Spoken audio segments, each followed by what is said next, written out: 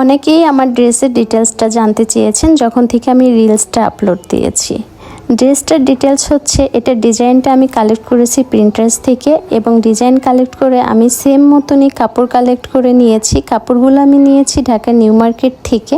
কাপড় নিয়ে আমি নিজেই ড্রেসটা বানিয়েছি এবং এটাতে আমাকে হেল্প করেছে আমার মা। আমার মা যেহেতু ড্রেস বানাতে পারে অনেকেই জানেন, আর আমার সম্পূর্ণ সব ড্রেস এবং আমার মেয়ের সব ড্রেস সবই আমার মা বানিয়ে দেয় এবং আমি সাথে সাথে মাকে একটু হেল্প করি।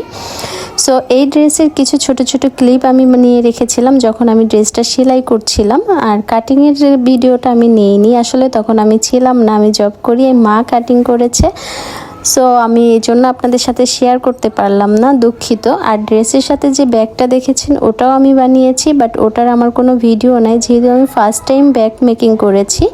সো আমি ভিডিও নেওয়ার জন্য ওরকম প্রিপারেশন কিছুই নেইনি, আমি জাস্ট ট্রাই করছিলাম যে হয় কি না। আর ড্রেসের যে লেসটা দেখছেন, এই লেসটাও আমি দোকান থেকে কালেক্ট করেছি এবং লেসটা একদম প্লেন ছিল, যার কারণে আমি লেসটাতে কিছু কারচুপির কাজ করে দিয়েছি। এই দেখেন আমার ফাইনাল লুক, এবং ড্রেসটা খুবই সুন্দর হয়েছে, আমার মন মতন হয়েছে এবং সবাই অনেক পছন্দ করেছে। আপনারা যদি এরকম ড্রেস মেকিংয়ের ভিডিও দেখতে চান তাহলে আমি শেয়ার করব। আমার সব ড্রেসে আমি নিজে ডিজাইন করে থাকি।